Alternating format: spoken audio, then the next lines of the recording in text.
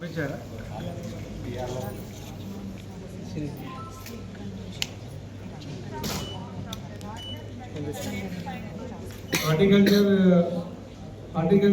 And agriculture ఇద్దరండి.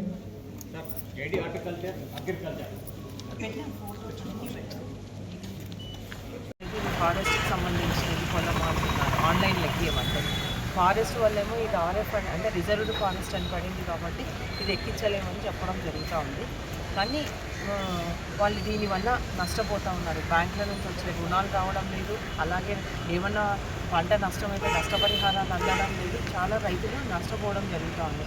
కాబట్టి దీన్ని survey చేయించి ఏదైతే వాళ్ళకు పాస్ పుస్తకాలు ఇవ్వాలా అని చెప్పేసి జాయింట్ సర్వే చేసి, అంటే ఫారెస్ట్ వాళ్ళు రెవెన్యూ వాళ్ళు సర్వేకి వెళ్ళి ఎవరి లిమిట్స్లో ఉంది వాళ్ళకు న్యాయం చేయాలని మేము ఈరోజు వైరాపురం రైతులందరినీ తీసుకొని ఇక్కడికి రావడం జరిగింది. కలెక్టర్ గారు న్యాయం చేస్తారన్న నమ్మకం కూడా మాకుంది. ఎందుకంటే ఎప్పటి నుంచో వాళ్ళు రైతులు సాగులో ఉన్నారు, వాళ్ళకు పాస్ పుస్తకాలు కూడా ఉన్నాయి. కానీ ఇప్పుడు వాళ్ళకు ఆన్లైన్లో ఎక్కడం లేదు. ఆన్లైన్లో ఎక్కించాలని కూడా దీని ద్వారా మేము కోరడం జరిగింది.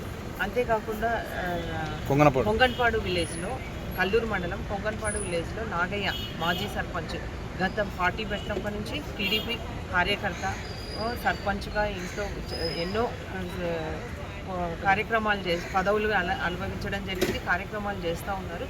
ఆయనది పంట చేతికొచ్చింది దాదాపు 30 లక్షల పంట. అంటే జనవరి నెలలో అదే వైసీపీ నాయకులు రాత్రి దాన్ని పెట్రోల్ పోసి అంటు పెట్టడం జరిగింది. దానివల్ల చాలా నష్టం, అంటే పంట చేతికి వచ్చి పంట ఎత్తే సమయంలో ఈ ఇన్సిడెంట్ జరిగింది. దానికి కూడా ఆదుకోవాల్సిందిగా రైతులు కోరడం జరిగింది. గతంలో కూడా అప్పుడు ఎలక్షన్స్ ముందు జరిగింది. ఇది గత గవర్నమెంట్ ఉన్నప్పుడు కూడా చాలాసార్లు పెట్టడం జరిగింది. కానీ గత ప్రభుత్వం ఏమాత్రము దీన్ని పట్టించుకోలేదు. ఇప్పుడు ఈ ప్రభుత్వంలోనైనా న్యాయం చేయాలని నాగైన రైతులు ఆదుకోవాలని కూడా ఈ సందర్భంగా తెలియజేయడం జరిగింది. అంతేకాకుండా పిడుగుబడి కూడా నాగయ్య వాళ్ళ అన్న కొడుకు కూడా చనిపోవడం జరిగింది.